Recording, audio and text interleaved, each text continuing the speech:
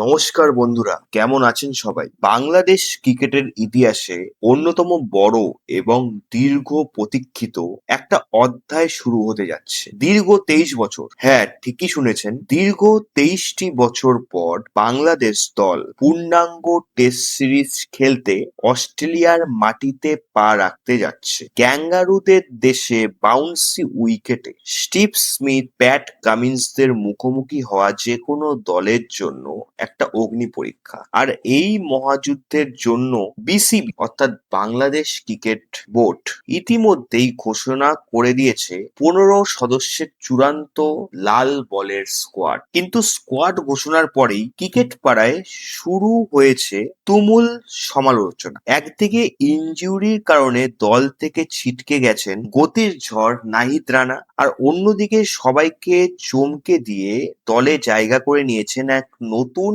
Pace sensation Mushfiq Hasan. কে এই মুশফিক? কেন BCB এই কঠিন অস্ট্রেলিয়া সফরের জন্য তার ওপর ভরসা রাখলো? আর এই স্কোয়াড নিয়ে কি সত্যি অস্ট্রেলিয়াকে তাদের মাটিতে হারিয়ে ইতিহাস বদলাবে বাংলাদেশ? আজকের ভিডিওতে আমরা এই পুরো স্কোয়াডের ইনসাইড অ্যানালাইসিস করব এবং ডিকড করব বিসিবির আসল মাস্টার প্ল্যান। তাই ভিডিওটি না টেনে ভিডিওটি শেষ পর্যন্ত দেখুন, আর চ্যানেলে নতুন হলে এখনই সাবস্ক্রাইব করে বেল আইকনটি অন করে নিন। বন্ধুরা, অস্ট্রেলিয়ার মাটিতে খেলতে গেলে যে জিনিসটা সব থেকে বেশি প্রয়োজন তা হলো এক্সপ্রেস পেস এবং উইকেটের অতিরিক্ত বাউন্সকে কাজে লাগানোর ক্ষমতা। আর এই কারণেই ক্রিকেট ভক্তরা অধীর আগ্রহে অপেক্ষা করছিলেন নাহিদ রানার বোলিং দেখার জন্য, যার 150+ গতি স্টিভ স্মিথ বা উসমান খাজা অবলীলায় পরাস্ত করতে পারত। কিন্তু ভাগ্যের নির্মম পরিহাস, হুট করেই ইনজুরির কবলে পড়েন রানা এবং উন্নত চিকিৎসার জন্য তাকে তাসকিন আহমেদের সাথে অস্ট্রেলিয়ায় পাঠানো হয়েছে। রানার এই অনুপস্থিতিতে বাংলাদেশ দলের পরিকল্পনা একটা বিরাট ধাক্কা চলে এসেছে, এতে কোনো সন্দেহ নেই। কারণ তাসকিন শরীফুলের পাশাপাশি রানার থাকলে আমাদের পেস আক্রমণটা বিশ্বের সবাই বাংলাদেশের পেস আক্রমণটা দেখতো। তবে বিসিবি কিন্তু হাত গুটিয়ে বসে থাকে। নির্বাচকরা নাহিদ রানার বিকল্প হিসেবে দলে ফিরিয়ে এনেছেন ডান হাতি ফাস্ট বোলার মুশফিক হাসান। অনেকেই হয়তো মুশফিক হাসান নামটা নতুন শুনছেন, কিন্তু ঘরোয়া ক্রিকেটে তার পারফরমেন্স দেখলে আপনিও বলতে বাধ্য হবেন ছেলেটার মধ্যে বারুদ আছে। চলুন একটু গভীরে যাওয়া যাক এবং চিনে নেওয়া যাক মুশফিক হাসান। 22 বছর বয়সী এই তরুণ পেসার প্রথম শ্রেণীর ক্রিকেটে ইতিমধ্যেই নির্বাচকদের নজর কেড়ে নিয়েছেন। প্রথম শ্রেণীর ক্রিকেটে তার উইকেট শিকারের পরিসংখ্যান এবং ইকোনমি রেট এক কথায় চমৎকার। মুশফিক এমন একজন বোলার যিনি শুধু গতিতে বল করেন না, বরং তার প্রধান শক্তি হলো লাইন লেন্থ ধরে রেখে ব্যাটসম্যানকে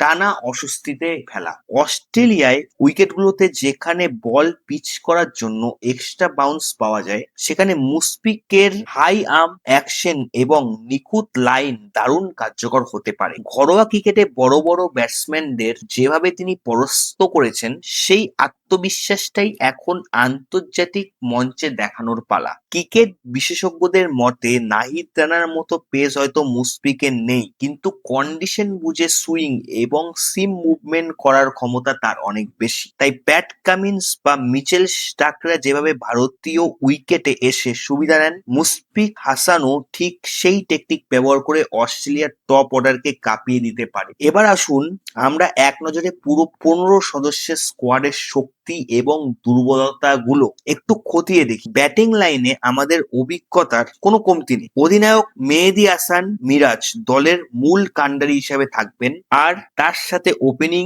এবং মিডল অর্ডারে একঝাঁক প্রতিভাবান ও অভিজ্ঞ ব্যাটসম্যান রয়েছেন। তবে বড় প্রশ্ন হলো, মেলবার্ন বা সিডনি বাউন্সি ট্র্যাকে আমাদের ব্যাটসম্যানরা কামিন্স, হ্যাজেলউড আর স্টার্কের শর্ট বলে হুল ফুটিয়ে নেওয়ার স্পেলগুলো কিভাবে সামলাবেন? অতীতে দেখা গেছে পেস এবং বাউন্সের সামনে আমাদের টপ অর্ডার দ্রুত ভেঙে পড়ে। এবার যদি ইতিহাস বদলাতে হয়, তবে শান্ত, লিটন এবং মিরাজদের উইকেটে টিকে থাকার মানসিকতা দেখাতে হবে। অন্যদিকে আমাদের স্পিন বিভাগেও বড় পরীক্ষা দিতে হবে। অস্ট্রেলিয়ার মাটিতে স্পিনাররা খুব বেশি টান পান না, সেখানে লাইন লেন্থ ধরে রেখে রান আটকে রাখাটাই হবে মূল চ্যালেঞ্জ। তবে পেস আক্রমণে হাসান মাহমুদ, শরীফুল ইসলাম এবং নতুন মুখ মুশফিক হাসান পাকিস্তানের ওপর থাকবে ইনিংসের শুরুর ব্রেক থ্রু এনে দেওয়ার মূল দায়িত্ব। বন্ধুরা, ইতিহাস কিন্তু বাংলাদেশের পক্ষে কথা বলছে না। এর আগে 2003 সালে বাংলাদেশ দল যখন শেষবার অস্ট্রেলিয়ার পূর্ণাঙ্গ টেস্ট সিরিজ খেলেছিল, তখন ফলাফল বাংলাদেশের পক্ষে মোটেও ভালো ছিল না। দীর্ঘ 23 বছর পর এই নতুন প্রজন্মের বাংলাদেশ দল যখন আবার সেখানে যাচ্ছে, তখন তাদের কাঁধে রয়েছে কোটি কোটি ভক্তের প্রত্যাশার ছাপ। তবে এই বাংলাদেশ দল আর আগের মতো অনভিজ্ঞ নয়। পাকিস্তানের মাটিতে পাকিস্তানকে টেস্ট সিরিজে হারিয়ে আসা কিংবা ভারতের মাটিতে লড়াই করার অভিজ্ঞতা এই দলের ক্রিকেটারদের মানসিকভাবে অনেক শক্ত করেছে। অস্ট্রেলিয়াকে তাদের নিজেদের মাটিতে হারানো বর্তমান ক্রিকেট বিশ্বের সবচেয়ে কঠিন কাজগুলোর মধ্যে এক। কিন্তু আধুনিক ক্রিকেটে কোনো দলই অপরাজয় নয়। বাংলাদেশ যদি তাদের ব্যাটিং এ প্রথম সেশনগুলো পার করে দিতে পারে এবং পেসাররা যদি নতুন বলে সঠিক ব্যবহার করতে পারে, তবে অস্ট্রেলিয়াকেও চাপে ফেলা সম্ভব। সবশেষে বলা যায়, এই সিরিজটি শুধু একটা ক্রিকেট ম্যাচ নয়, এটি বাংলাদেশের ক্রিকেটের সক্ষমতার এক মস্ত বড় পরীক্ষা। নাহিদ রানা না থাকাটা যেমন দুঃখজনক, তেমন মুশফিক হাসানের জন্য একটি নিজের নাম বিশ্বমঞ্চে চেনানোর একটা সুবর্ণ সুযোগ। এখন দেখার বিষয় বাংলাদেশের পেস ব্রিগেড এবং ব্যাটসম্যানরা মেলবোর্ন বা সিডনির সবুজ ঘাসে উইকেটে কতটা প্রতিশোধ গড়ে তুলতে পারে।